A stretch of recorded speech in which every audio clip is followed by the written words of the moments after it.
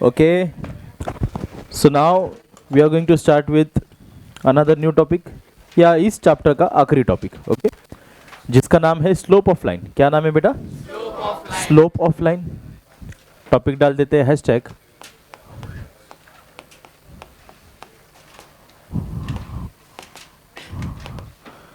क्या चीज है सर ये.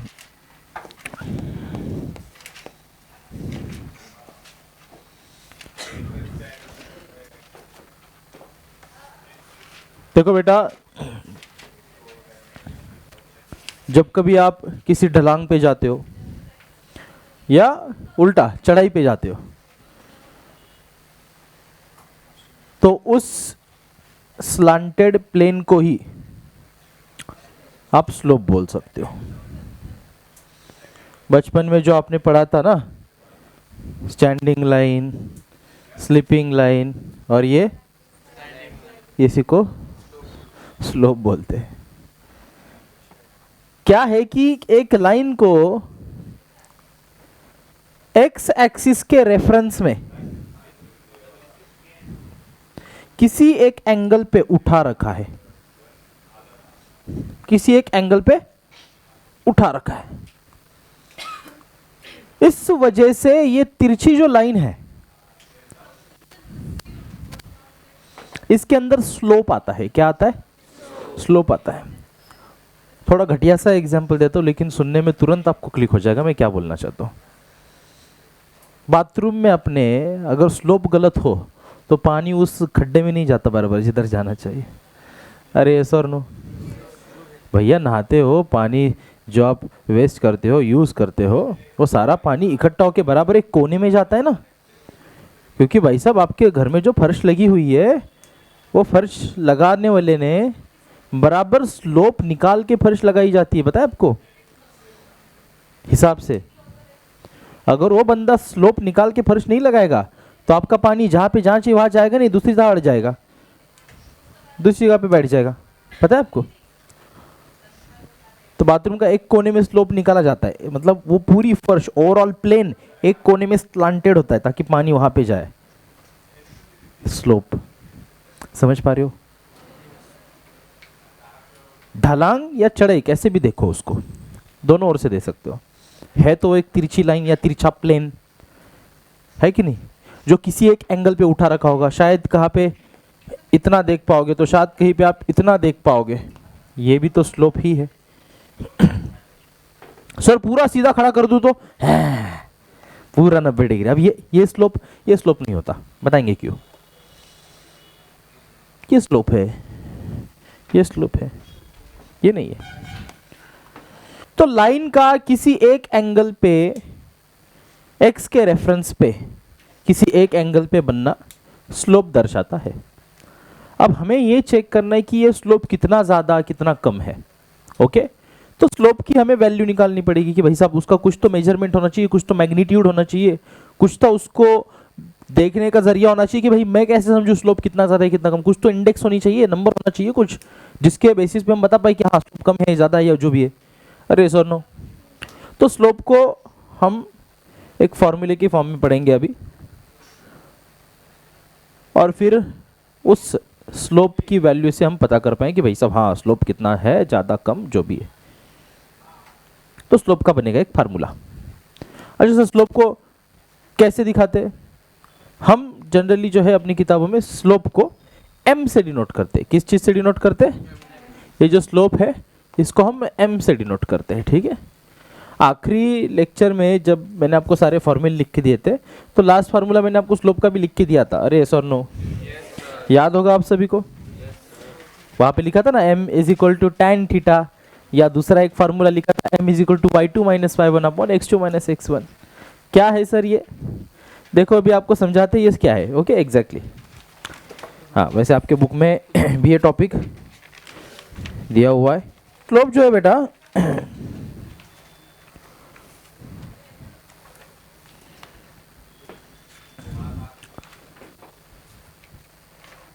तीन हिस्सों में पहले समझते हैं. ठीक है,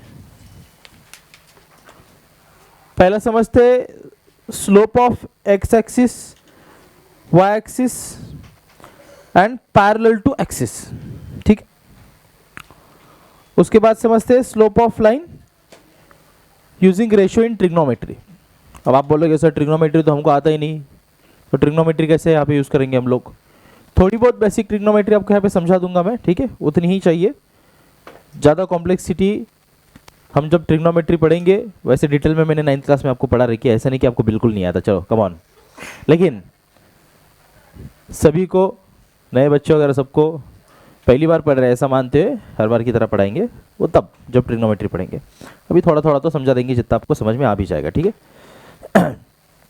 तो इसके अंदर पहला टॉपिक बनाते हैं बेटा, ठीक है, इसके अंदर पहला टॉपिक बनाते हैं which is slope of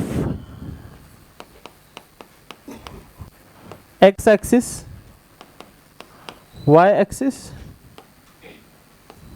and parallel to axis, ठीक है।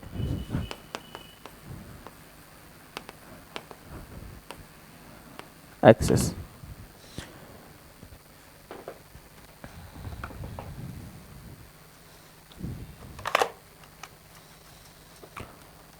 अब स्लोप को जो है स्टैंडर्ड फार्मूला मैंने बोला, ठीक है। अब स्टैंडर्ड फार्मूला कैसे बना उसका प्रूफ ट्रिग्नोमेट्री से एक बार निकालेंगे, लेकिन उससे पहले इसका जो फार्मूला है m is equal to y2 minus y1 upon x2 minus x1, ये दिमाग में रखो। तो सर अगर ये एक फार्मूले से काम होता है, तो ये दूसरा formula m is equal to tan theta, ये कहाँ से आ गया, ये क्यों बनाया? ये था तो इसकी क्यों जरूरत पड़ी? तो ये भी पहले शुरू में ही समझ लो थोड़ा सा कि यार जब हमें स्लोप किसी दो पॉइंट्स के मदद से अगर फाइंड करना होगा, यानी कि इन दोनों पॉइंट्स के आपके पास क्या होंगे, कोऑर्डिनेट्स होंगे। क्या होंगे आपके पास? जस्ट फॉर एग्जांपल मैं ये भी 2 पॉइंट मान लेता हूं, तो इन कोऑर्डिनेट्स का इस्तेमाल करके आपको इस लाइन का अगर स्लोप निकालना है तो आप ये फार्मूला यूज करोगे, तो आपके पास x1 y1 x2 y2 coordinates होंगे, then you can use this formula. But जब आपके पास एंगल होता है, कोऑर्डिनेट्स नहीं होते, तब भी आप उसका स्लोप निकाल सकते हो सिंपली tan थीटा लगा के।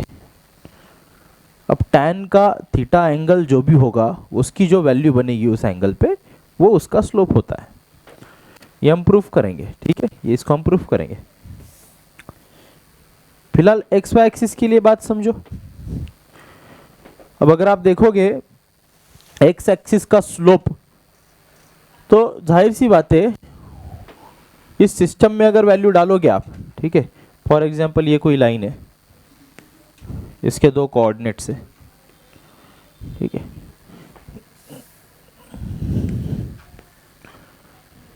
ये एक्स एक्सिस है, इसके 2 कोऑर्डिनेट्स है।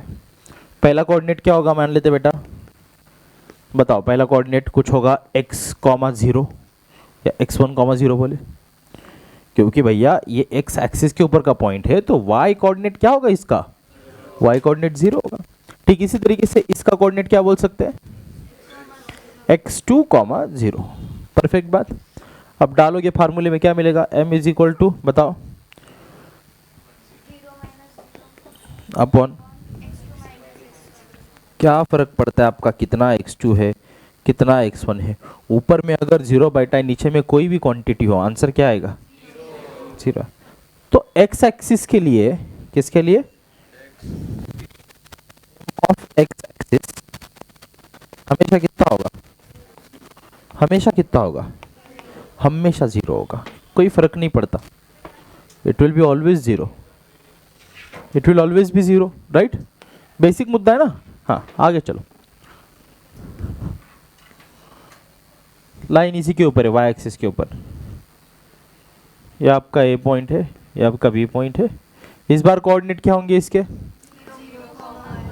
है ध्यान है आपका, 0,y1। हाँ पहले ऐसा जाएगा ना ऊपर ऊपर, 0 1 2 3 y1, हाँ ओके। हाँ अब बताओ m is equal to y1 upon, ओहो ओहो, ऐसी जगह पे क्या होगा सर, ऐसी जगह पे क्या होगा, इनफाइनाइट होगा। How many of you think इसका आंसर इनफाइनाइट है? हाँ उठाओ, हाथ उठाओ भैया, बताओ क्या लगता है आपको। ऐसी जगह पे नॉट डिफाइन बोलते हैं या इनफाइनाइट बोलते हैं? इनफाइनाइट नहीं बोलते, ठीक है। कहाँ इनफाइनाइट बोलना है वो भी आपको बताऊंगा मैं। ये नॉट डिफाइन बोला जाएगा। क्या बोला जाएगा? Not define, not define, not possible. Okay, mathematically dividing by zero is not possible.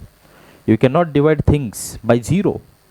Divide का मतलब होता है इक्वल हिस्से करना। जीरो से कैसे इक्वल हिस्से करोगे आप किसी चीज़ के? जीरो से इक्वल पार्ट्स हो ही नहीं सकते। अरे यस और नो? जीरो से पार्ट्स ही नहीं हो सकते, इक्वल की बात ही छोड़ो। तो डिवीजन इज नॉट पॉसिबल, ठीक है। साधारण बेसिस पे इतना समझो। तो एक्स एक्सिस के लिए जीरो आया, स्लोप वाई एक्सिस के लिए नॉट डिफाइन आया। ये दो बातें समझ में आई? इसमें कोई डाउट? पक्की बात? छाप लो इसको। जाहिर सी बात है ना, एक्स एक्सिस एक हॉरिजॉन्टल एक्सिस है, इसका कुछ स्लोप होगा? ये टेढ़ा है क्या? टेढ़ा है ही नहीं, सीधा है, तो उसका स्लोप जीरो। ओके, हाँ मैंने बोला ना, जो सीधी लाइन है वाई एक्सिस, उसका स्लोप नॉट डिफाइन। हाँ कुछ एंगल होगा तो ठीक है, वो अभी अपन ट्रिग्नोमेट्री के सहारे भी समझते हैं। देखो, डन। अब ये भी बात यहीं पे क्लियर कर लेते हैं। देखो इसी के अंदर बस समझो इसको। अगर मैं बोल रहा हूँ एक्स एक्सिस का स्लोप जीरो है, तो कोई भी लाइन जो एक्स एक्सिस को पैरेलल होगी उसका स्लोप भी कितना होगा? इसका स्लोप कितना होगा? इसका स्लोप कितना होगा?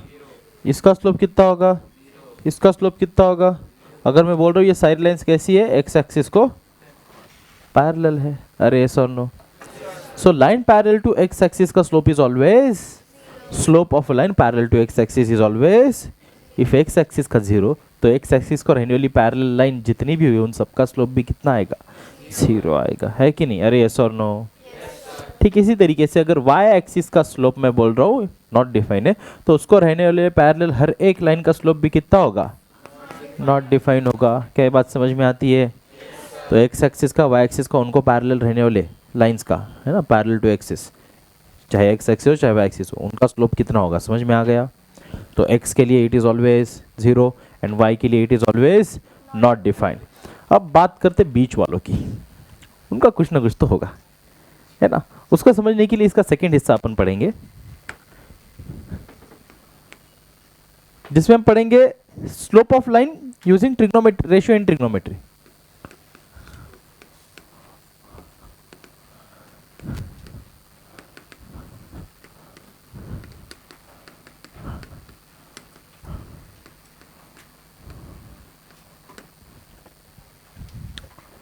अब बेटा आपके पास फिर एक बार आपका कार्टेशियन कोऑर्डिनेट सिस्टम है, ऐसा एक्स एक्सिस वाई एक्सिस सब लिखने की ज़रूरत है क्या मेरे को? समझ में आता? हाँ सब, वो एरो, ओरिजिन, है ना, ये एक्स एक्सिस, ये Y, X dash Y dash. Okay पक्का? अरे सुनो, और यहाँ पे कहीं पे तो एक लाइन है अपनी ऐसी जिसके स्लोप की बात हमको करनी है कि भैया अब इसका स्लोप चलो बहुत बात कर ली, पैरेलल की, एक्स को वाई को सब समझ में आ गया, इसका बोलो, इसका क्या? बोला ठीक है बताते हैं। आप अब ये समझो कि अगर ये लाइन तिरछी, टेढ़ी, जैसे आप बोलो जा रही है, स्लांटेड, तो अगर मैं एक्स को एक पैरेलल लाइन यहां से निकाल लूं तो मैं देख पाऊंगा ये एक्स के साथ कुछ ना कुछ एंगल बना रही होगी। ये एक्स की पैरेलल लाइन है ना, तो मतलब एंगल, अच्छा ठीक है कोई बात नहीं, इसको और ले जाते दूर तक। क्या एक्स के साथ ये एंगल बना रही होगी? क्या ये एंगल सेम होगा? और यार कितने भी निकाल लो, सबका एंगल कितने भी निकाल लो,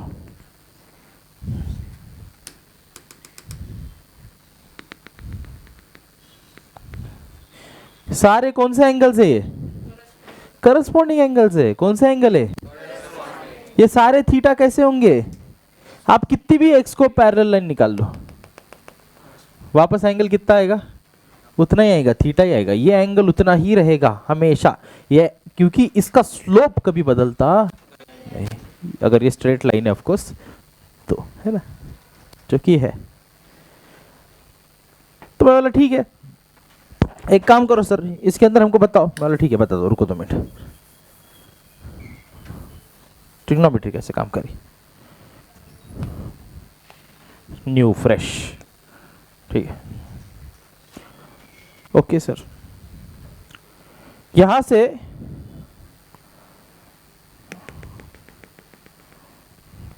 मैंने बोला थीटा एंगल, ओके सर। बोले एक काम करते, 2 पॉइंट उठा लो इसके ऊपर, 2 पॉइंट उठा ले, ठीक है सर उठा लेते, एक तो यही का उठा लेते हैं, ओके सर, एक यहाँ का उठा लेते हैं, रैंडमली बिल्कुल चलेगा, कोई बुरी बात। क्या किया अपन ने, 2 पॉइंट उठा लिए, ये 2 पॉइंट को नाम दिया ए और बी। ए का कोऑर्डिनेट कुछ होगा, कुछ क्या होगा बताओ, यहां पे जहां पे आ रहा होगा वहां पे x1, और यहाँ पे जहाँ पे y पे आ रहा होगा वहाँ पे x1 y1 होगा। अरे यस और नो, ये तो समझ में आता, ऐसे काम अपन ने पहले कर रखे, याद करो सेक्शन फार्मूला, किया है कि नहीं किया है। इसका भी x पे कहीं ना कहीं पे जाएगा, तो अगली बार आए तो x2 बोल दिया, ओके। इसका y पे कहीं ना कहीं पे जाएगा, जहाँ पे जाएगा y पे लगेगा वहाँ पे y2 बोल दिया, तो x का कोऑर्डिनेट क्या निकला, x2y। याद करो जहाँ पे दोनों इंटरसेक्ट किए इसका भी कोऑर्डिनेट बनाया गया था, और वो कितना बना था, x2, y2। अरे सर नो, हाय सच बनेगा ना, अरे सर नो, पागल हो क्या, y देखो ना कहाँ पे है, y कहाँ पे है, y एक्सिस पे देखने का, x कहाँ पे, x एक्सिस पे का, x2 है, y कहाँ पे, क्या बना x2 y। अच्छा होशियार बच्चे ये भी जानते हैं सर, ये जो डिस्टेंस होता है, ये जो डिस्टेंस होता है सर, ये y2 माइनस y1 के बराबर होता है। अरे यार y को पैरेलल किसी भी लाइन का एक्सेस उस दो कोऑर्डिनेट के डिफरेंस के बराबर होता है, क्योंकि x यहाँ पे क्या है 0, y2 माइनस y1, यस और नो। अच्छा यहाँ पे देख लो, x2 सेम है, मर गया, बचा क्या y2 माइनस, सिखाए कि नहीं सिखाए, पहले टॉपिक में कोऑर्डिनेट के याद करो, पन्ने पलट लेना, याद नहीं है तो। अच्छा ठीक उसी तरीके से इसका क्या होगा, AC का x2 माइनस, अबे इसका डिस्टेंस क्या होगा AC का, x2 माइनस x1, क्योंकि y1 कॉमन है। देखना A के कोऑर्डिनेट में y1, C के कोऑर्डिनेट में y1 मर गया, बचा कौन, x2 माइनस x1, ये डिस्टेंस होगा AC का, AC x2 minus x1, BC y2 minus y1। ये बात तो समझ में आती, अरे यस और नो। मैं बोला ट्रिग्नोमेट्रिक रेशियोज में, चलो पहले 3 तो बता देता हूं एटलीस्ट, है ना, साइन थीटा, कॉस थीटा, फिर आता है टेन थीटा, उसी की बात करनी है हमको। साइन होता है opposite side upon hypotenuse, cos होता है एडजेसेंट साइड अपॉन हाइपोटेनस, और टैन होता है इन दोनों का ratio, opposite side upon adjacent side. Okay, किसकी अपोजिट और एडजेसेंट, थीटा की, किसकी एडजेसेंट हाइपोटेनस, थीटा की, किसकी अपोजिट हाइपोटेनस, थीटा की। थीटा कौन होता है, एंगल होता है, यहां पे एंगल कौन है, थीटा। रेशो हमें किसका लेना चाहिए, क्योंकि कौन सी 2 साइड्स हमको मालूम है, अपोजिट थीटा की, अपोजिट, और थीटा की एडजेसेंट। ये तो हाइपोटेनस हो गई ना भैया, ये 90 होता है ना, 90 होता है ना। तो थीटा की अपोजिट और एडजेसेंट साइड का रेशो देने वाला कौन सा ट्रिग्नोमेट्रिक एंगल अपने पास है, बस उठा लिया, बोला therefore tan theta is equal to, बोल बेटा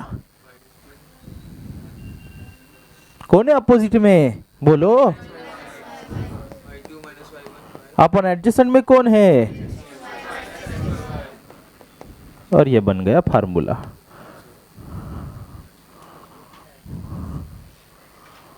अरे नहीं पिलाया, बताओ कि ये किसका फार्मूला था, स्लोप का, किसके बराबर आया, therefore m is equal to, इसलिए स्लोप का फार्मूला tan थीटा भी है, क्योंकि उसकी वैल्यू इतनी आती है जो कि स्लोप का फार्मूला है। आया समझ? छाप लो। ठीक है, ये समझ में आ गया आपको कैसे काम करता है, स्लोप क्या है ये अच्छे से समझ में आ गया। अगर कोऑर्डिनेट दिया हो तो कौन सा फार्मूला लगाएंगे, बोलो, x2 माइनस x1। ये किसके लिए, जब कोऑर्डिनेट दिए होंगे, और जब सिर्फ एंगल दिया होगा तब कौन सा लगाएंगे, m is equal to tan theta. दोनों फॉर्मूले अच्छे समझ में आए, कोई डाउट इसके अंदर, जल्दी से सवाल करें। देखो फिर क्वेश्चन कैसा आता है, सिंपली आपको बोलेगा स्लोप निकालने के लिए, बोलेगा find slope of this line, कभी कोऑर्डिनेट दे देगा कभी एंगल दे देगा, है कि नहीं। हाँ, कंफ्यूज कब करेगा एग्जामिनर, बोलेगा angle with y is this. अब एंगल विथ y देगा तो हमको बताए, हमको तो हमेशा एंगल विथ सर ने क्या लेना सिखाया है, x। अरे बेटा एंगल किसके साथ मेजर किया, x के साथ मेजर किया ना, या y के साथ किया, यह एंगल यहां तक लेके जाओ, कहीं तक भी लेके जाओ, कितना आएगा, इतना ही आएगा ना थीटा। मैंने बोला ना कहीं पे भी एंगल बनाओ, यहां पे बना लो, कितना आएगा, ये तो सारे करस्पॉन्डिंग एंगल हुए ना, भूल गए इतने जल्दी। एंगल किसके साथ मेजर करेंगे, एंगल किसके साथ मेजर करेंगे, और एग्जामिनर ने y के साथ दे दिया तो अबे 90 में से माइनस करके निकाल लेंगे, कोई बुरी बात, अरे नहीं समझे, नहीं समझे। अच्छा सुनो, ये आपका लाइन है टेढ़ा, ये अपन ने बोला एंगल कितना थीटा, तो y को पैरेलल लाइन भी ऐसी होगी, तो ये टोटल 90 में थीटा माइनस करेंगे तो ये y निकलेगा कितना, 90 माइनस थीटा। अरे यस और नो, तो बंदे ने अगर y के साथ एंगल दे दिया तो क्या करेंगे, 90 से माइनस कर देंगे, अपने आप x का मिल जाएगा, और उसके हिसाब से फिर स्लोप निकालेंगे। तो एग्जामिनर ने कंफ्यूज करने की कोशिश की, तो डरने का दिमाग है आपके पास, है ना, उसको इस्तेमाल करने का, क्या करने का, हाँ यूज करने का। ठीक है, चलो क्वेश्चन समझते हैं। क्वेश्चन में क्या बोलता है बेटा, बोलता है find the slope of the line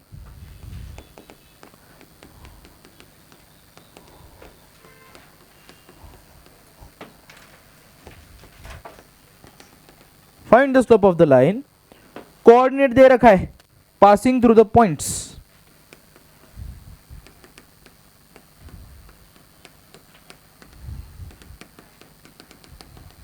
passing through the points. पहला दिया a -3,5 और दूसरा दिया है b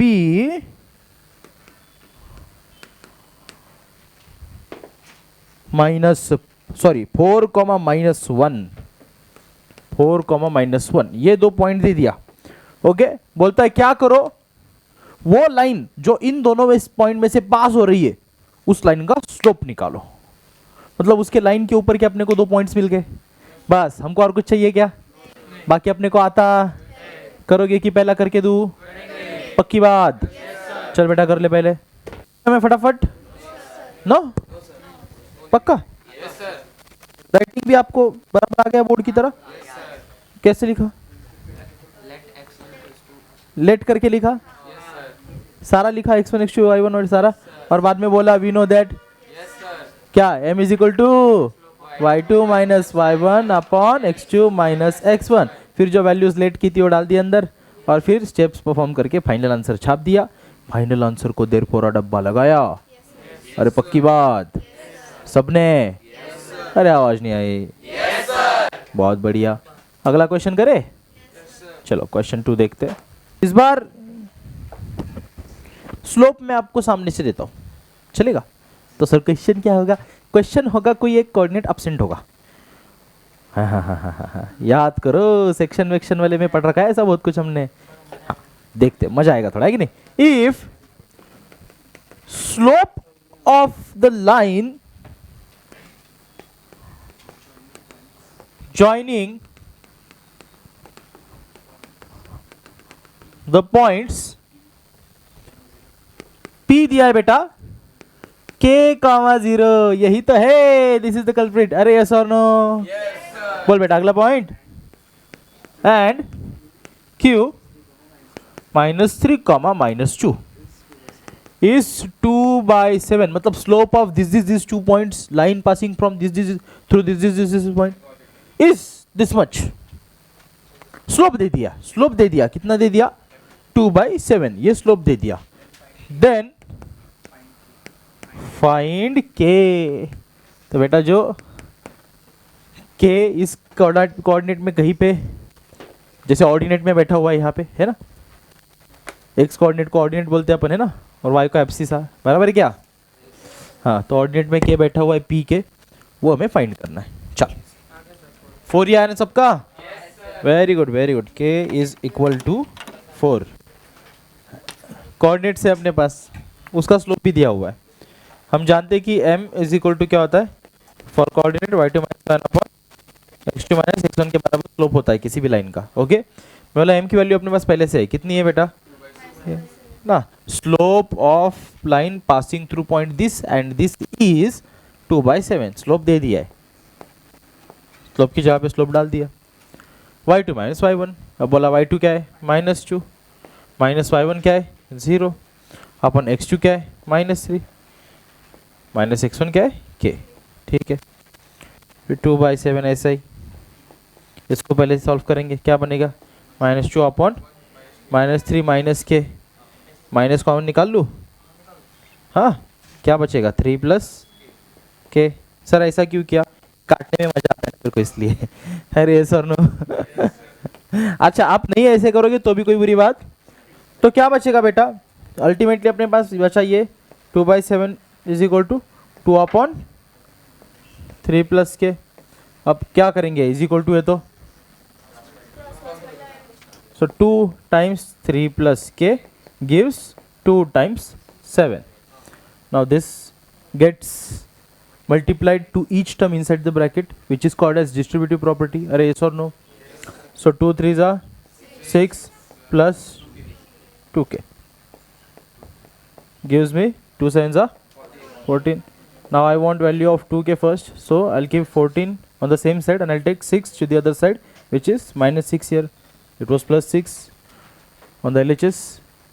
On RHS it is -6. What is next? Dur 2k is equal to 14 - 6 gives me 8, and that's why k is equal to 8 upon 2. 2 was multiplied to 8k previously, now getting divided to 8 on the other side. 2 1s are 2, 2 4s are 8, hence I have value of k equals to 4. Are yes or no? Got it? Easy? छाप लो। आपको पता है क्या, slope का काम सिर्फ line का slope निकालने तक सीमित नहीं है, इसका यूज हम अलग अलग तरीके से कर सकते हैं।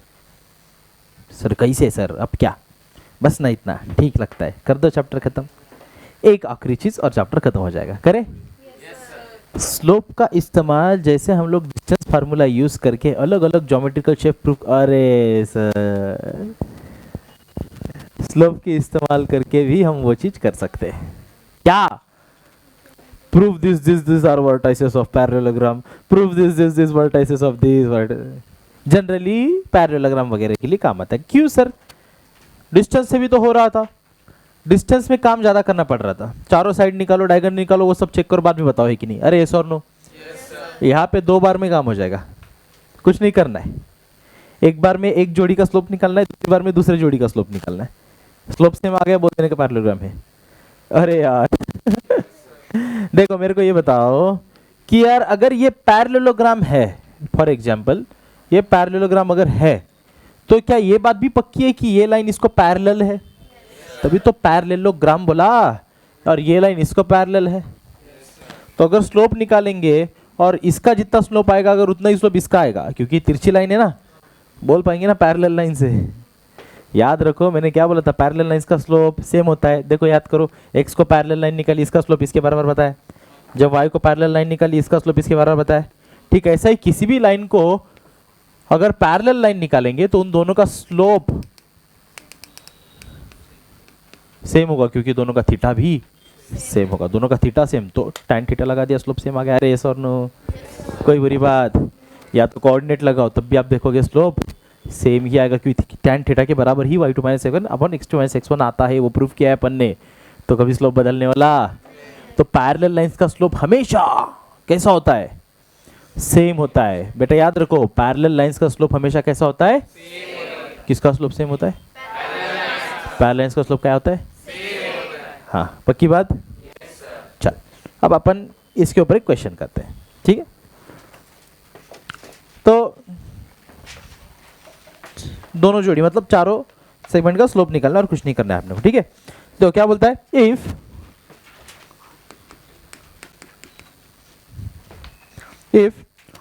ए 6,1 बुक हाथ में ले लेता हूं, रुको, 6,1 B 8,2 C 9,4 and D 7,3 are the vertices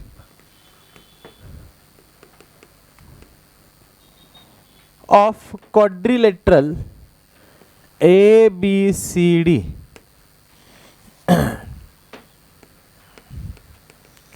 show that quadrilateral ABCD is a parallelogram. Show that quadrilateral ABCD is a parallelogram. ऐसा हमें शो करना है, तो ठीक है, कोई बुरी बात नहीं। पहले हाँ लिख लो समझा दो, राइट डाउन। तो हमें पहले से इस बार एक अच्छी बात है मालूम है कि इसका नाम ABCD है, मतलब ये फिक्स है कि एक है, हाँ, ए के बाद बी आएगा, फिर सी आएगा, फिर डी आएगा, ऐसा कुछ तो क्वाड्रिलेटरल होगा। अब ये पैरेलल है नहीं है, वो अगली बात, तो देखा जाएगा।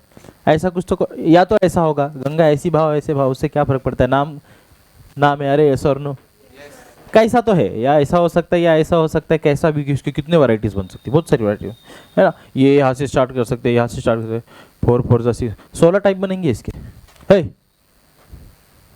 हाँ 16 टाइप बनेंगे इसके।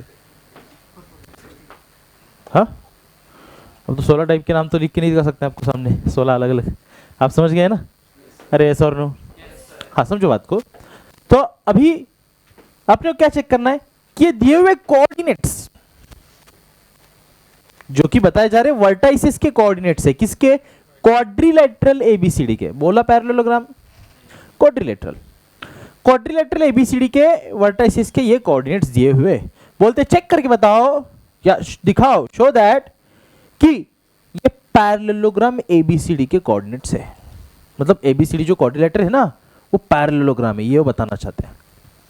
बोलते शो करके बताओ, चेक करके बताओ वो पैरेललोग्राम है कि नहीं है। ओके, कैसे करेंगे? पहला स्लोप का इस्तेमाल करेंगे। यहाँ पे हम डिस्टेंस से करना सीखा है, हमको वो आता है। अरे यस और नो, स्लोप से करके देखते हैं क्या करेंगे। आपको करना, मैं नहीं करूंगा ऐसे। तो पहले स्लोप ऑफ ए बी निकालो, फिर स्लोप ऑफ बी सी। देखो ना क्या क्या है आपके पास, ए बी है, बी सी है, सी डी है और ए डी है, बराबर। अब आपको चारों के स्लोप निकालने, करोगे चारों के स्लोप निकालने का, आपको दिखेगा इन दो का स्लोप सेम आना चाहिए और इन दो का, अगर वो हो गया तो बोल सकते हैं पैरेलल साइड्स है। अपोजिट साइड्स कैसी है? If opposite sides are parallel, quadrilateral क्या हो जाएगा? पैरेललोग्राम। बस इतना ही है, आ रहा है समझ? करोगे A B, B C, C D और ए डी, चलो निकालो सबका slope. A B and C D, मतलब जैसा अपन ने डायग्राम बनाया वैसे ही वो बराबर साइड्स है ना, मतलब बराबर है। तो फिर अपोजिट साइड्स पैरेलल है, मतलब दिया हुआ क्वाड्रिलेटरल पैरेललोग्राम है। Very good, yes. वहां पे आप लिखोगे लास्ट में कंक्लूजन कैसे? Slope of line A B is equal to slope of line C D, slope of line B C is equal to slope of line A D, therefore line B C parallel to A D and line A B parallel to C D. Therefore quadrilateral ABCD is a parallelogram. Yes. Since both pairs of opposite sides of the quadrilateral are parallel, क्या लिखोगे? Since both pairs of the opposite sides of the quadrilateral are parallel. Opposite sides की दोनों जोड़ियाँ कैसी है? Parallel है ना? Therefore quadrilateral ABCD is parallelogram. ठीक है, तो चैप्टर जो है अपना यहीं पे फिनिश होता है. ओके, इस चैप्टर का इतना ही था. बाकी आपको कोई भी सवाल डाउट और होते हैं तो फिर वो आप मुझे बताइए, हम उसको सॉल्व करेंगे. और बेहतर इसको प्रैक्टिस कीजिए.